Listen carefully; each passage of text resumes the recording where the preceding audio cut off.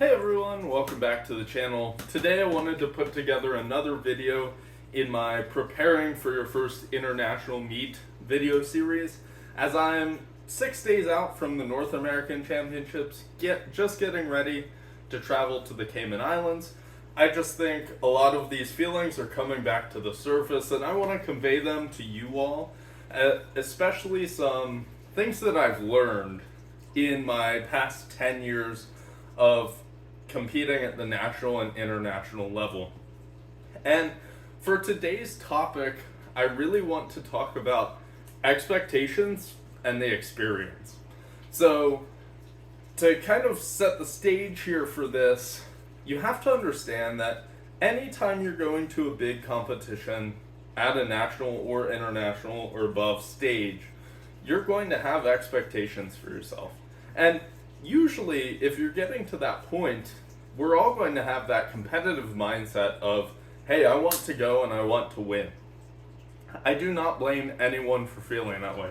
I have that same feeling right now for Friday, and I've always had that feeling. That's something that drives me through this powerlifting process. But it can be to our detriment, because you have to remember why we are doing this. And for me personally, because I can only speak for myself, one of the main benefits from powerlifting that I've gotten the chance to have is to be able to travel for competition, right? And to explore the world. I've gotten to go to many countries. Belarus, that's a great example of a country that you're literally not allowed to go to unless you have a sports visa. So if it weren't for powerlifting, I wouldn't be allowed to go there because of the political landscape. And if you have these high expectations, and I've done this before, right? Great examples, 2017, talking about Belarus. I went in nominated within 2.5 or 5 kilos of first place for the Junior World Championships, and I really wanted to win. And just like we all do, trained very hard leading up to Worlds, sacrificed so many things in college, and that's not trying to draw attention to it. That's what had to be done, right? And it's the way it has to be done. And I came up short. That was just something that happened, right? The better man won that day. Actually, I got third place, and I had a decent day overall. It wasn't like I had a bad day.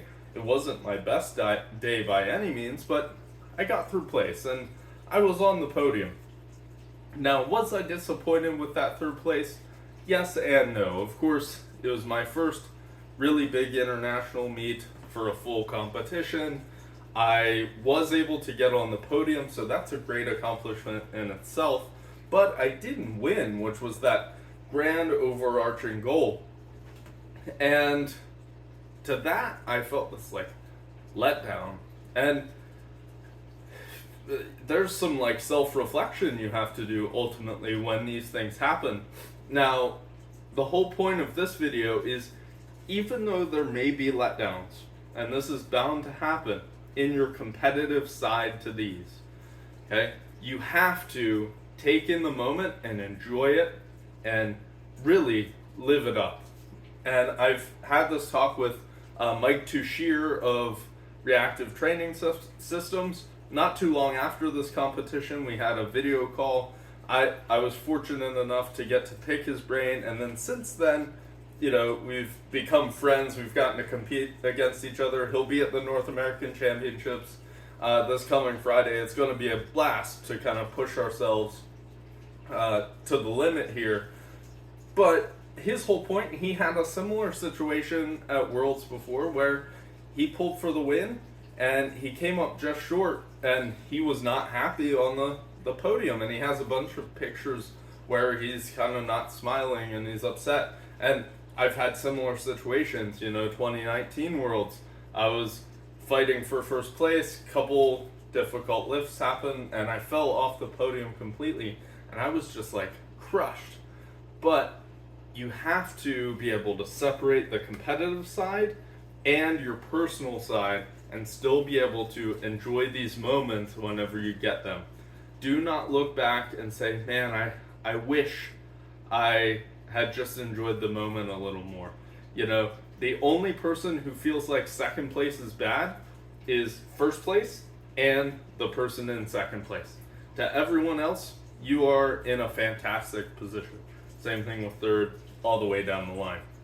So I think that's enough ranting. I'm going to practice this myself. I'm going to give it my best outing coming up on Friday here in the Cayman Islands. And no matter what the outcome is, I'm going to hold my head high that I gave it my best, and I'm going to enjoy the experience and take it in, because someday I'm going to tell my students, possibly kids down the line, that, hey, I got to do this, and it all stemmed from powerlifting, and I was very fortunate to do that. So hopefully you all can take something from this experience. You know, I understand we have goals we're striving for. You're really trying to win oftentimes, or place as high as possible. We have PR goals, but if those don't happen, still enjoy yourself. Take in that moment, because it's a couple in a lifetime experience to get to travel just to lift weights and be a part of such a community. So thank you all for watching. I appreciate it. Comment down below. Have you had any similar experiences before? I'm kind of curious. Where have you traveled? Where are you traveling in your powerlifting journey? Let me know. Like and subscribe as always. And until next time, happy lifting.